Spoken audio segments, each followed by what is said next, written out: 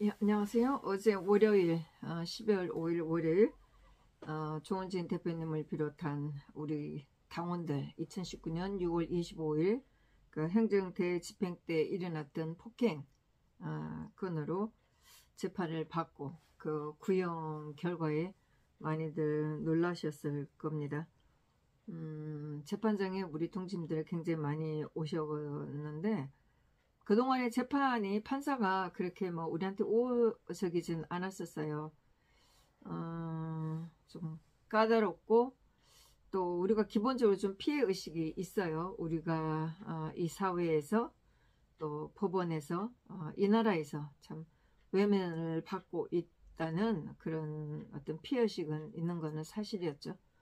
뭐 재판장에서도 하여튼 뭐 판사가 우리한테 우호적이지는 않았었어요. 예, 그런 재판을 하고 있다가 2021년 1월부터 재판이 시작되고 있다가 중간에 뭐 날짜가 변경이 되기도 하고 연기되기도 하고 그리고 나서 어제 12월 5일 날 했으니까 1년, 2년 거의 2년 가까이 재판을 하게 된 거죠. 네. 어제 마지막 이제 재판을 하면서 송영진 그 대외협력실장을 했던 송영진 씨에 대해서 피고인 신문이 있었어요. 뭐 다른 분들은 뭐 그렇게 재판 중에 이제 우리 동지들이 할 말이 좀 많았었고 그러니까 중간에 판사가 그렇게 할 말은 나중에 뭐 피고인 피고인 신문에서 하라 이제 이렇게 얘기를 했다가 그래서 김동우 동지도 피고인 신문을 할 줄 알았더니 송영진 실장만 피고인 신문을 받았습니다. 그럼 이제 우리 변호사한테 신문을 받았어요. 중간에 중간에 검사가 좀 바뀌었는데 한 번인가 두 번이 바뀐 것 같고 어쨌든 어제 검사는 여자 젊은 검사였었어요.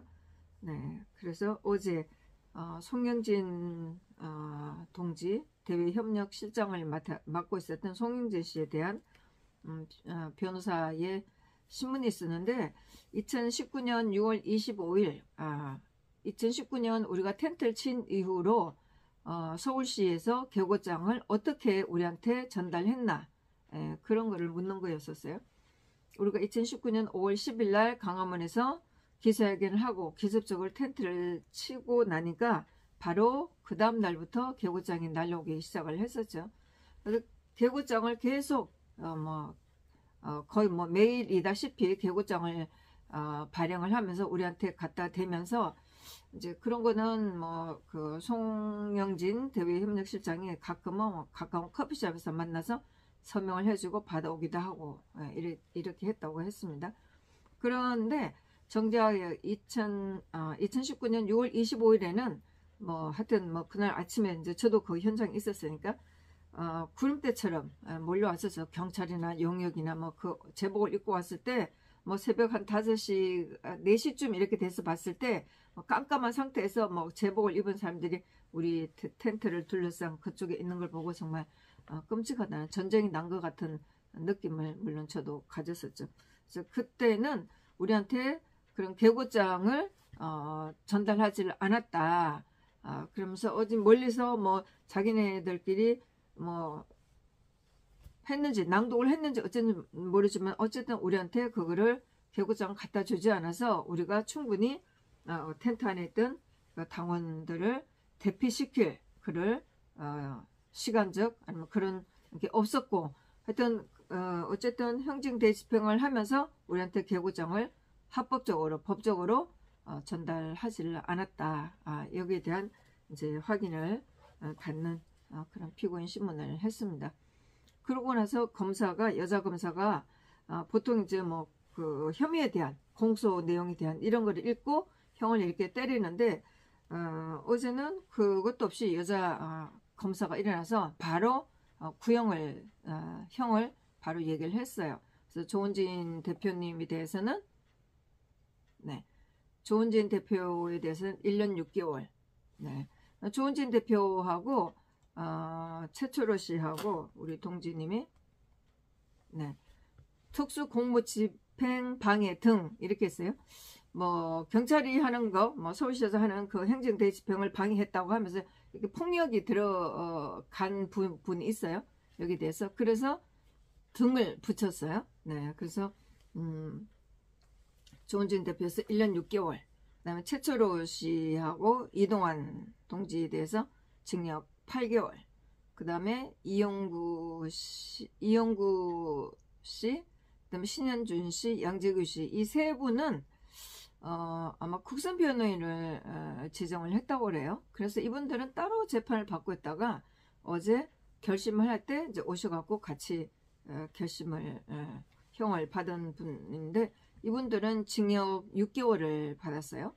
그리고 김동우 씨, 우리 동지 김동우하고 변성근 씨가 징역 10개월, 그 다음에 송영진 씨가 벌금 100만 원을 받았어요.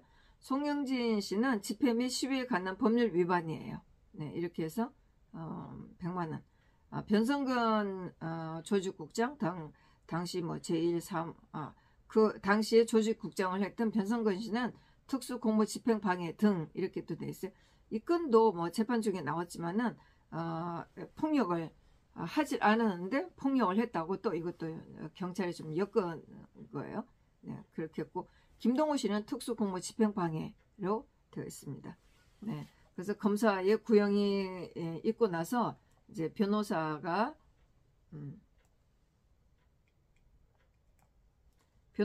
이제 최후 변론을 하는 거죠. 어제 이제 서정훈 변호사가 나왔었어요. 근데 이제 조원진 대표님 같은 경우에 다른 두 건이 병합이 돼 있어요. 한 건은 2018년도에 평창 올림픽이 열렸을 때 그 묵화항에 장진호가 뭐 북한에서 그 선박이 하나 들어왔었잖아요. 우리가 이제 거기에 대해서 저항을 했었죠. 현송월이 서울역을 지나가는 그때는 그때도 한반도기하고 김정은기를 태웠는데, 이것은 대부분에서 100만 원 확정 판결을 받았어요. 근데 또 장진호에서 우리가 그런 걸 했고, 우리뿐만 아니고 다른 시민단체들도 거기 가서 많이 했었죠. 예. 근데 그걸 가지고 좌파가 고소를 했어요. 그래서 그 건이 걸려있고, 그 다음에 또 김창호가 또 우리가 강화문에서 시위를 할 때, 집회를 할 때 엄청 와서 우리를 약 올리고 뭐 그렇게 건수를 잡아서 고소를 하려고 애를 썼었죠. 근데 이제 그 케이스는 제가 잘 모르겠는데, 조은진 이 김창호가 와서 계속 약을 올리고 뭐 집회를 방해하는 과정에서 조은진 대표가 빨갱이 좌파 빨갱이는 나가라 뭐 이렇게 소리 지르는데, 이걸 가지고 명예훼손이라고 이렇게 고소를 해서 재판 받는 거가 있었어요. 그래서 서정우 변호사가 우리 공화당에 고문 변호사로 돼 있는 동안 일을 했었다, 이제 이렇게 얘기하면서 우리 공화당은 5년 동안 한 번도 불법 집회를 한 적이 없다. 묵화항의 그 사건은 집시법 위반이고, 그다음에 김창호가 한 거는 모욕죄, 이걸로 되어 있네요. 그래서 5년 동안 한 번도 불법 집회를 하지 않았다. 적법하게 집회를 했다. 그리고 2018년에 묵화항은 집회가 아니고 집회 신고를 할 48시간의 시간적 여유가 없었기 때문에 우리가 기자회견을 한 거다.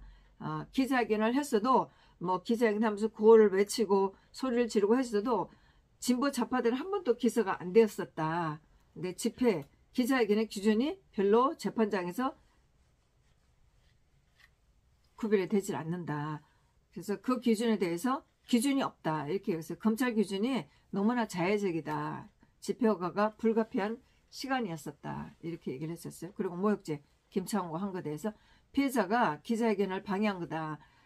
피해자가 방해하면서 소리 지르고 그래서 누군지도 모르고 시끄럽게 되어서 좌파 빨갱이 빨리 나가라 라고 한 거고 고의성이 없었다. 불특정인에 대해서 한 거지 어떤 특정한 사람을 두고 소리를 친 것은 아니다. 예, 그랬어요. 그래서 좌파라는 말이 모욕은 아니다. 빨갱이라는 말이 모욕인지는 판단을 해달라. 그래서 이 사회에 이런 말이 반하는 건지 우리가 할 수 없는 건지 그리고 그렇게 얘기를 했어요. 그래서 뭐 일반 시민인지 피해자가 누구인지 특정되지 않았다. 그러면서 이거는 무죄를 해달라, 선고를 해달라 이렇게 얘기를 하셨어요. 서울시에서 책임 회피를 하고 있고 경찰이 수사를 하고 지금 수사를 해서 지금 이 재판받고 있는 이 공소사실은 우리가 받아들일 수가 없다. 그리고 일방적으로 폭력을 당한 것을 그날 아침에 우리가 일방적으로 폭력을 당한 것을 보고 많은 사람들이 분노해서 달려왔다. 재판에서 역으로 그런데 재판에서 역으로 우리가 폭력을 했다고 한 것은 유감이다. 검찰 구형을 받아들일 수가 없다. 검찰은 증인이 한 대로 증거를 제시해야 하지만 증거가 없다. 수많은 사람들이 폭력을 당했던 그런 사건이었었다. 조서에 나오는 그런 폭행은 검찰이 조서에 나왔다. 검찰이 조서에 있는 그런 폭행을 증거를 제시해야 되는데 검찰은 그 증거를 제시하지 못했다. 그리고 검찰의 그런 형량은 유감이다. 서울시 경찰이 어거지로 넣은 이 재판에서 검찰은 정의를 서울시 검찰이 어거지를 넣은 이 재판에서 정의를 실천하는 재판이 되도록 재판장이 판단을 잘 해주길 바란다. 이렇게 얘기를 했습니다. 그 다음에 그리고 두 번째 피고인 최철호 씨가 일어서서 엄청 이분은 맞아갖고 이빨이 많이 이렇게 상한 그런 분인데 때린 적이 없고 도리어 맞았다. 이렇게 얘기를 했어요. 그 다음에 우리 이제 이동환 씨가 3월 10일 때 스피커를 맡고 돌아가신 분 옆에 있었다. 강화문에서 명복을 빌려고 했었다. 150명 가까운 사람들이 있었고 서울시에서 설득을 제대로 못하고 밀고 들어왔었다. 그날 그렇게 밀고 들어온 것을 보고 겁이 나서 이렇게 하면 죽는구나 이런 생각까지 했었다. 법을 어기지 않고 살아온 사람들이다. 그 현장에서 애국한다고 모였었고 또 박 대통령이 탄핵을 당하고 대한민국이 무너지는 현장을 본 사람들이다. 그때의 마음은 지금도 변함이 없다. 그리고 6.25 강화문에서 120km 된 용역들이었고 우리는 대부분 60인 넘은 사람들이었다. 우리가 대항을 했다기보다 단순히 방어하는 입장이었었다. 이 자리에 서 있는 현실이 괴롭고 앞으로 살면서 여성을 자중하면서 살겠다. 이렇게 얘기를 하셨어요. 그 다음에 이영구 씨가 5분의 억울한 죽음에 대해서 항의를 한 거다. 그 과정에서 일어난 일인데 형이 과하다. 그러면서 또 반성을 한다. 이렇게 얘기를 했고 또 신은준 씨라는 분은 뭐라고 안 했는지 적어놓은 게 없어요. 그리고 양재규 씨라는 분 대표 옆에서 안전을 구하려고 했었다. 물병 던진 거는 깊이 사과를 한다. 이렇게 얘기를 했습니다. 그 다음에 7번째 김동호 씨가 최후 진술을 쓰가지 오질 않고 일어서서 생각나는 대로 얘기를 했습니다. 검사님이나 판사님은 대한민국 모두를 위해 봉사하는 공무원이라고 믿는다. 조금 제가 빠진 것은 김동호 씨를 나중에 만나서 조금 이제 좀 문장을 좀 되게 만들었습니다. 피고인 또한 공정한 심판을 받을 권리가 있다고 생각한다. 5년 동안 불의를 위해 싸워왔지만 누구도 응원하거나 칭찬하지 않고 손가락질을 하고 매도를 하며 극으로 몰아붙였다. 우리를. 피고인은 20년간 학생을 가르치는 수학선생이다. 불의를 가르친 적이 없다. 결성 과정의 학생들을 가르치고 있다. 2017년 3월 10일 그 현장에서 스피커를 맞고 밀고 밀리는 현장에서 죽음을 직접 목격하고 겪었다. 탄핵이 잘못되고 잘된 것인지는 아직도 진행 중이다. 3월 10일 불법 탄핵은 반드시 짚고 넘어가야 한다. 그 진실은 누구도 밝히려고 하질 않고 듣고 있다. 이태원 사건으로 이 사건을 재조명해본다면 반드시 불의에 대한 진실은 나타날 것이다. 3월 10일 그 5분이 돌아가신 그런 사건에 대해서도 누구도 수습하려고 하는 사람이 없다. 태극기를 든 사람들을 폭력적이라고 하고 극우라고 한다. 우리가 대한민국의 국민이 아닌 것처럼 저보다 나이 어린 깡패들한테서도 짓밟힌다는 생각이 들었다. 대한민국의 단일 집회 사건에서 많은 사람이 죽은 역사적인 사건이다. 대한민국 수리포 이런 적은 한 번도 없었다. 수천 명 깡패들한테 짓밟힌 이런 적은 없었다. 그 누구도 그러면서도 그 누구도 진실을 밝히려고 하질 않는다. 박은수는 그렇게 정의와 사회적 질서를 실천한다고 하면서 뒤로는 성추행을 한 파렴치한 자이다. 우리는 목숨을 걸고 정의와 진실을 위해 싸워온 사람들이다. 나이 어린 폭력배들에게 무력하게 짓밟혔고 대항할 생각이 없었다. 오직 3월 10일 그날의 진실을 밝히는 것이 내가 하는 일이 옳다는 생각뿐이었다. 6월 25일에 까맣게 몰려오는 그 사람들을 보면서 이러다 다치겠다라고 생각했었다. 그나마 젊은 내가 그 시간에 내가 같이 저항하고 투쟁을 했던 것이다. 뭐 불법이든 정당하든 폭력은 절대 용납될 수 없는 불법이라는 것은 알고 있다. 마지막 남은 천막의 기둥이 넘어지면 큰 천막이 무너지는 거다. 기둥이 넘어지면 그 안에 있던 여성들이 다친다는 생각에 먼저 사람을 구해야 한다고 생각했었다. 사람을 먼저 구하라고 말도 했었다. 뭐 그러면서 비명도 나오고 또 사람들이 두들겨 맞고 그렇게 했음에도 불구하고 경찰은 그대로 있었다. 응? 사람들이 비명을 지르고 다친 사람도 있었는데 경찰이 그대로 있었다. 그 위중한 상황에서 경찰 다리를 잡고 살려달라고 했으나 경찰은 우리를 외면했다. 임진왜란 때 왜군이 쳐들어왔을 때 의병이 나라를 구했다. 30년 후 병자호란이 일어났을 때 단 한 명의 의병도 없었다. 왜 세월호 이태원 사건은 진실을 밝히려고 애쓰면서 단일 집회에서 사람이 5명이나 돌아가신 그 사건의 진실은 묻어야 합니까? 내가 진실을 외치고 정의를 외친 것은 사익이 아닌 정의와 진실을 위한 것이다. 나의 진실한 행동이 이 법정에서 난동이나 부린 파렴치한 잡범으로 보고 이 사건의 실체를 보질 않는다. 우리의 행동이 법의 잣대로 난동 부린 그런 극우 세력이 아니다. 세월을 살아오면서 이건 아니다 라고 한 것이다. 진실을 봐달라. 마지막으로 검찰 구형은 어처구니 없다. 대부분 여기 있는 분들은 대한민국이 이대로 무너진다라는 생각에 집회에 오라면 오고 가라면 갔던 그런 사람들이다. 조은진 대표 뭐라고 했어요? 그래서 검찰 구형대로 처벌받는다면 마이크를 들고 이게 정의와 진실이라고 외친 나와 지도부를 처벌하고 다른 분들은 무죄로 해달라. 이렇게 얘기를 했습니다. 그 다음 변성근 조직국장 얘기했어요. 조은진 대표에게 2019년 5월 10일 날 우리가 천막을 치겠다고 했으면 아마 안 했을 거다. 응? 당시에 제1사무 부총장으로 책임지고 몇 사람이 조은진 대표가 지방 출타 중에 내가 주동이 돼서 강화문에서 기자회견을 한 후에 천막을 쳤다. 조은진 대표는 당원을 보호하는 것을 사명으로 했던 정당의 대표다. 긴 말은 하지는 않겠지만은 조은진 대표의 형량을 무죄로 해주시고 제가 그 큰 죄를 받도록 해달라 이렇게 얘기를 했어요. 눈물이 좀 나올 수 있는 좀 감격적인 그런 말이었었죠. 그 다음에 마지막으로 송영진 씨가 이것은 정치적 재판이다. 응? 문재인이 강화문에 문재인이 강화문 광장에 텐트를 친 우리한테 불만을 가지고 저거 하나 처리 못하나 하는 말이 나온 이후에 박원순이가 우리를 이렇게 탄압한 거다. 그리고 경찰이 쌍용차에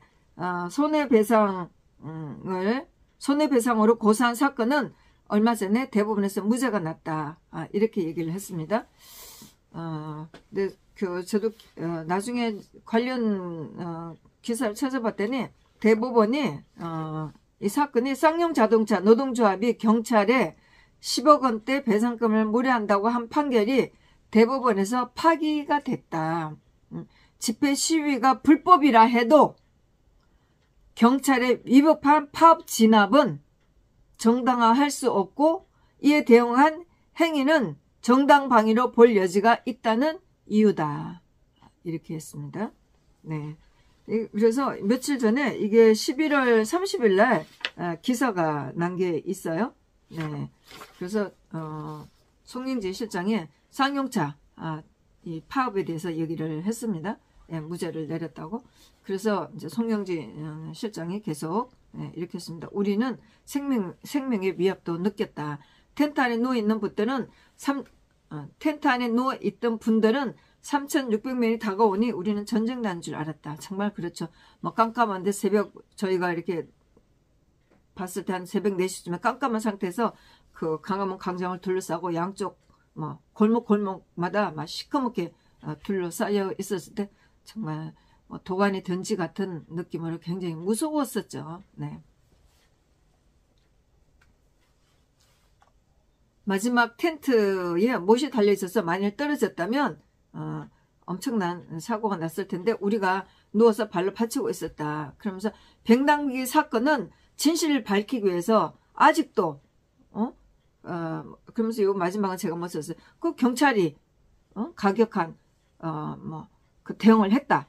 이렇게 해서 지금 아직도 한 건은 이 관련해서 대부분 판결이 안 내리고 있는 건이 있어요. 제가 그 번호를 가지고 계속 재판 달력을 만들 때마다 확인을 해보는 거거든요. 이렇게 아직도 결론을 못 내리고 있는 것도 있어요. 그 팽당기 죽음에 대해서는 아직도 그거를 진실을 밝혀야 된다고 하면서 아직도 이렇게 하고 있고 경찰이 잘못했다고 하고 있잖아요. 네. 우리는 비폭력적으로 3월 10일 날 행동을 했었고 그 희생자들에서 우리가 그 희생자들이 있다는 것을 세상에 밝히기 위해서 우리가 텐트를 치고 저항을 했던 거다. 그래서 조은진 대표와 재판장에 나와 있는 분들은 우리가 텐트를 친 것 때문에 뭐 이런 또 재판을 받고 있고 이것도 좀 제가 단을 놓쳤어요. 그래서 재판장이 현명한 판단을 바란다 이렇게 했습니다. 그러고 나니까 이제 판사가 굉장히 제가 봤을 때는 뭐 저도 막 적기 바빠갖고 중간에 판사 얼굴 제대로 쳐다볼 기회는 없었는데 나중에 끝나고 나서 판사 얼굴을 봤더니 판사가 굉장히 제가 보기에는 굉장히 상기된 그런 얼굴이었다고 생각을 해요. 그 목소리도 굉장히 크고 하면서 감동받았지 않았나 저는 이런 느낌을 받았어요. 제가 여러 재판을 봤지만 사실 피고인들이 어제 우리 공화당의 동지들처럼 이렇게 당당하게 우리가 왜 나와서 지금 저항을 하고 있는지 이게 이렇게 확실하게 말한 피고인들은 보지를 못했어요. 심지어 뭐 제가 그 다른 큰 사건 여기에서도 피고인들이 이렇게 당당하게 저항을 하고 있는 것을 밝힌 피고인들을 보지를 못했었어요. 어제 우리 공화당 동지들은 정말 최고였다고 생각을 합니다.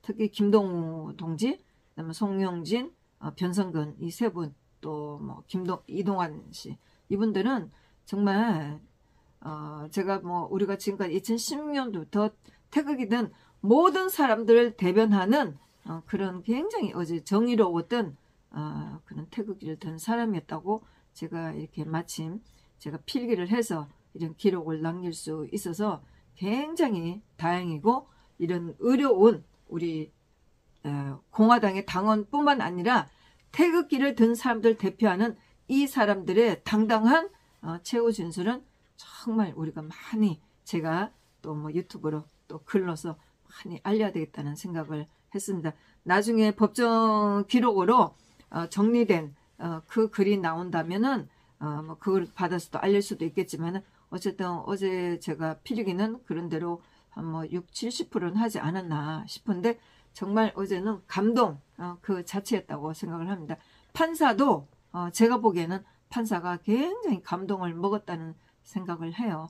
판사가 제대로 정신을 차리는 사람이라면 정말 이 무지랭이 같았던 이 피고인들을 가지고 재판을 하면서 엄청 무시하고 그랬는데 마지막 피고인들의 최후 진술을 들으면서 아마 판사는 깜짝 놀랐을 거라는 생각을 합니다. 1월 12일 2시에 선고를 하겠다고 벌써 날짜를 뭐 정해놓고 나왔더라고요.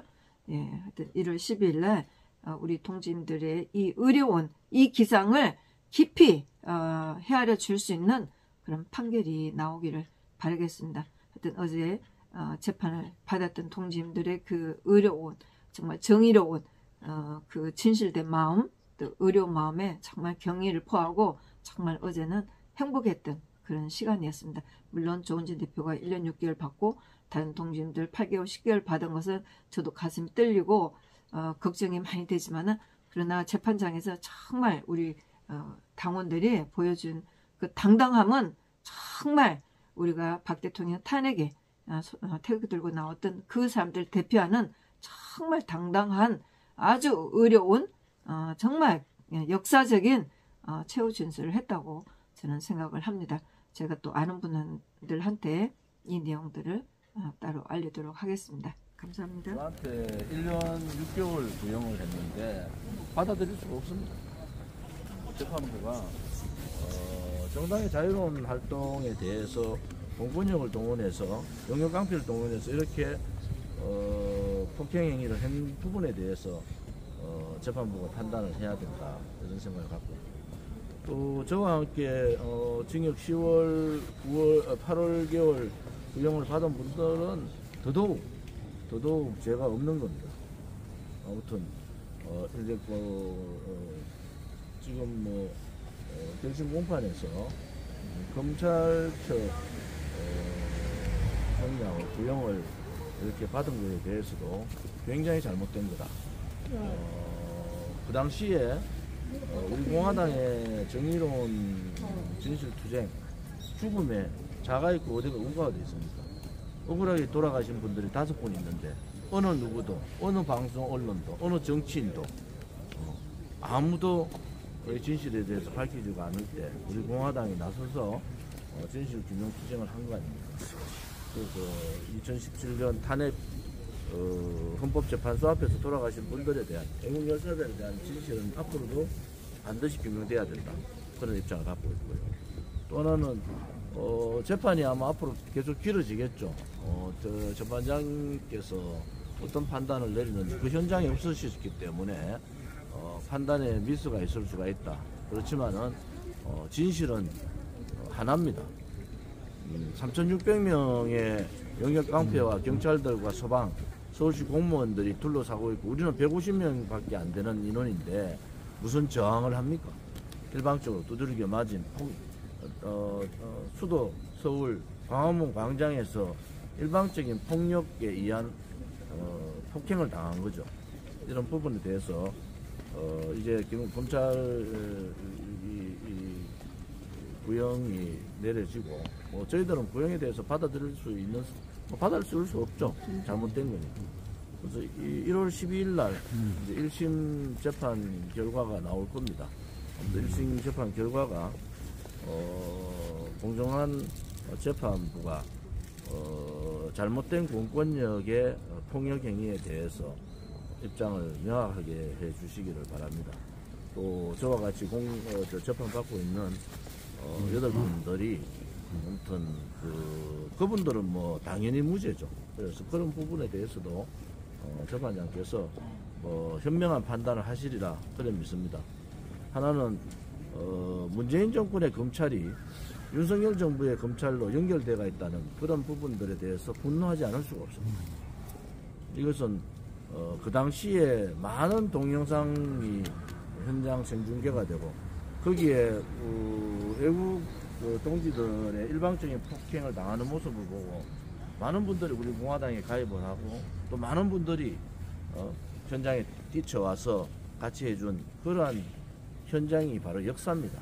이러한 역사를 거꾸로 가겠다는 문재인 정권의 검찰 또 윤석열 정부의 검찰에 대해서 분노합니다. 재판부에서 정당의 자유로운 헌법적 가치인 자유로운 정당 행위 또 불의에 대해서 정의를 세울 수 있는 그러한 정의로운 국민이 살아있다는 것을 반드시 보여줘야 됩니다. 역사는 법에 의해서 가려진다 해서 가려지는 게 아닙니다. 제가 재판장 판사 앞에서 얘기를 안 했지만은 진실을 덮는다 해가 덮여지는 게 아니에요. 또 거짓을 손으로 가린다 해가 거짓이 가려집니까? 이제 공이 재판부로 넘어갔기 때문에 재판부에서 판단을 잘 하셔야 있습니다. 행정대집행의 절차상의 문제, 또 법적인 문제, 또 일방적인 폭행을 당했다는 것은 동영상상으로도 다 나오고 또 그런 동영상이 피해자가 진술했는 그런 내용들이 동영상에 아예 없습니다. 그런 부분에 있어서 하는 것은 대단히 공무집행 방해가 아니라 공무를 공권력의 힘을 빌려서 일반 국민들을 폭행한 사건입니다. 분명하게 이 부분에 대해서는 법정에서 분명하게 따져나갈 것이다. 이런 입장을 밝힙니다. 오늘 추운 날씨에 많이 참석해 주신 분들께 감사드리고, 또 그동안 변호인단에서 많은 노고를 하셨는데 1월 12일 날까지 결과를 보도록 하겠습니다. 함께 계신 분들이 많이 힘들으셨을 거예요. 저야 당대표로서 짊어져야 될 짐이라고 생각하지만은 함께 투쟁에 참여하셨던 분들의 이러한 고통에 대해서 많은 아픔을 갖고 있습니다. 그렇지만 우리가 했던 그러한 행위들은 정의로웠고 또 진실 규명을 위한 정당한 행위였다라는 것은 역사가 또 재판부가 그런 부분에 대해서 인정을 해줄 거다, 그렇게 믿습니다. 오늘 추운 날씨에 고생들 하셨습니다. 건강하세요. 네, 수고하셨습니다.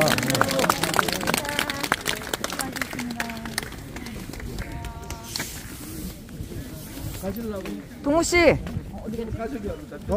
고마워. 최고야. 뭐가 최고야? 내가 지금까지 본 피곤 중에 최고였어. 진짜 고마워. 써서 가지고 오지도 않고 그냥 말한 거지. 너무 잘했어. 진짜 김동우 씨 때문에 판사가 감동 먹은 것 같아. 진짜? 감동 먹고 판사가 지금까지 한 번도 저런 얘기를 한 적이 없어. 재판에서도 판사가 저렇게 마지막에 한 사람이 없었어. 아, 그래요? 진짜 상기돼 갖고 이상하더라고 그래. 그 마지막에. 판사가 말을 너무너무 놀란 것 같아. 동호 씨, 뭐 변성원 씨, 송영 씨 다 잘했고 또 저기 이동환 씨도 말 잘했는데 판사가 진짜 오늘 감동 먹었어. 그런 것 같아요. 그러니까 수고 많이 하셨어요. 감사합니다. 최고야, 최고.